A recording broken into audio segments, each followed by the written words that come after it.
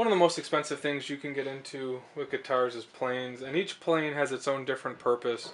I wanted to review how I use planes today and what would be a good set of starting tools for you as you're getting to carve necks or create bodies. My favorite plane is this little Exacto Plane. This Exacto Plane comes in a kit, you can't buy it separately. The blade is very easy to sharp, it's very easy to hold with two hands, and it's very easy to work.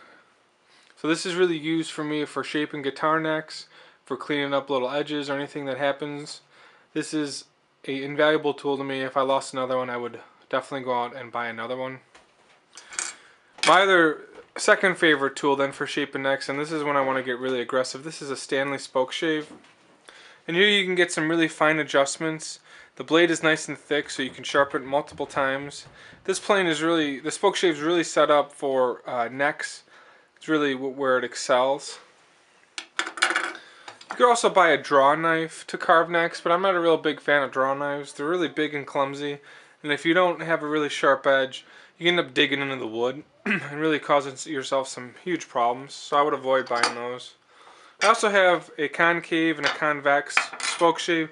These also are good for carving necks. This is good when you want to get more of a round profile across the neck as you're shaving. You can get a real nice round profile.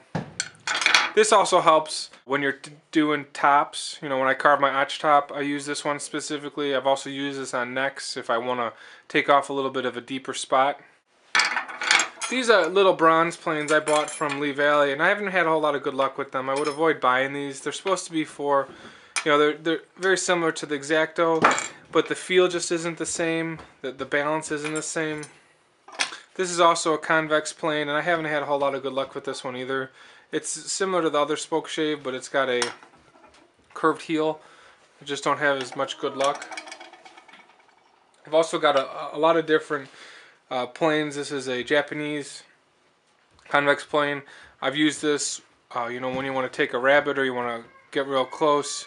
This is a specific tool. I haven't had a whole lot of use for this in guitar building, but I've got it just in case. And then you got these planes from Ibex, and I use these specifically for carving my arch top. I use the bigger one for my Les Pauls and my arch top if I want to clean something up quickly. This is a great tool. The blade's easy to sharpen. It's nice and sturdy. You can hold it in your hand. I also bought a mid-size one. I'm not sure if I would buy this one again. I don't use this much, but I definitely do use this little one. This little one is really helpful in cleaning up small areas. It's really useful. The blade sharpens really quickly, and it's easy to set up.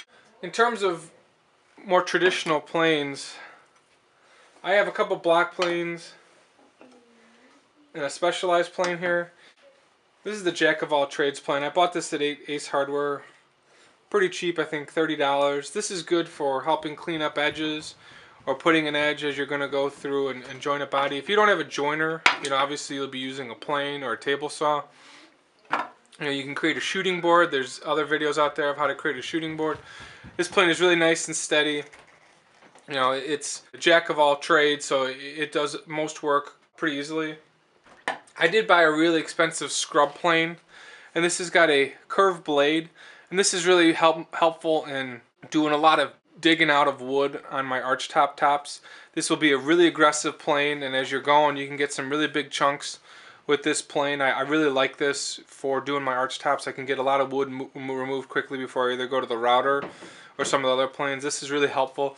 This is an expensive tool, so I'm very careful with it. I also got a shoulder plane, and this is good for creating the neck tenons in Les Pauls as you're getting out to the very last bit of the tenon on Les Paul. This is really good at getting in. It works very well on end grain. I've got the shoulder here that'll help. Blade's easy to sharpen. It is a little bit expensive, but it's really helpful in cleaning up tenons. This is a great plane. And I've got a couple block planes that I use here and there. If I need to clean something up, or if I'm using some rough lumber, I want to see what the grain looks like, I'll use this Stanley plane. You know, you can buy a lot of these at garage sales. Planes are real easy to find at garage sales. You know, you can get, you know, a jack plane or some other planes really quickly, build up your shop really quickly. Even antique stores, you can get a lot of planes for pretty cheap. Now this is the router plane. I've shown this in my other videos. This is really an invaluable tool for me in terms of helping clean up when I'm routing. If I miss a spot, I don't want to turn on the router in the vacuum and put all my headphones on and everything. This is a really nice adjustable plane. It's from Lee Valley as well. This is a great little tool. So these are all my planes. Like I said, my favorite would be the Exacto.